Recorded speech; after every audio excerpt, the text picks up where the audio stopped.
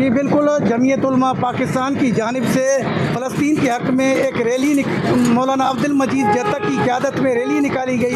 Rally شاہراہ کے مختلف چوک پر جلسہ کی شکل اختیار کی۔ اس موقع پر آئے ان سے پوچھتے ہیں ان کا مزید کیا کہنا ہے۔ امت مسلمہ کا تمام یہی مطالبہ ہے کہ تمام مسلم حکمران فوری طور پر جہاد کا اعلان کرے اور جو ناجائز امریکہ کی اولاد اسرائیل کی طرف سے جو غزہ میں فلسطین کے مسلمانوں کی نسل کشی کی جا رہی ہے، اس وقت 55,000 سے زیادہ مسلمان شہید ہو چکے ہیں اور 2 لاکھ سے زیادہ اور مسلمان وہ زخمی ہو چکے ہیں، جو کہ بالکل وہ مفلوج ہے۔ ہمارا امت مسلمہ سے یہی حکمران سے مطالبہ ہے کہ فوری جہاد کا اعلان کرے، اور جب تک جہاد کا اعلان نہیں کیا گیا تمام علماء پورے ملک میں ہم احتجاج کرتے رہیں گے۔ جس طرح کہ آپ لوگ بخوبی جانتے ہیں کہ آج کی یہ احتجاجی جو ریلی ہے ہماری، یہ فلسطین کے ان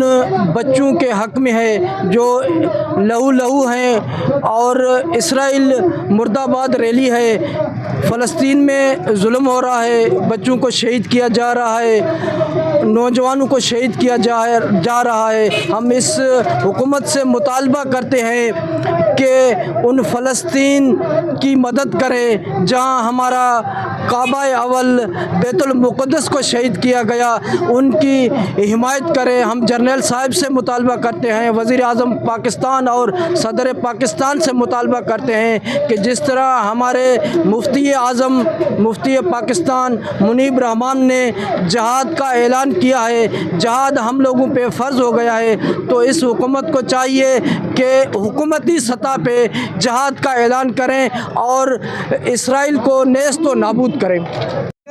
مرکزی قائدین کا کہنا تھا کہ ہمارا یہ احتجاج کا مقصد فلسطین اور غزہ کے مسلمانوں پر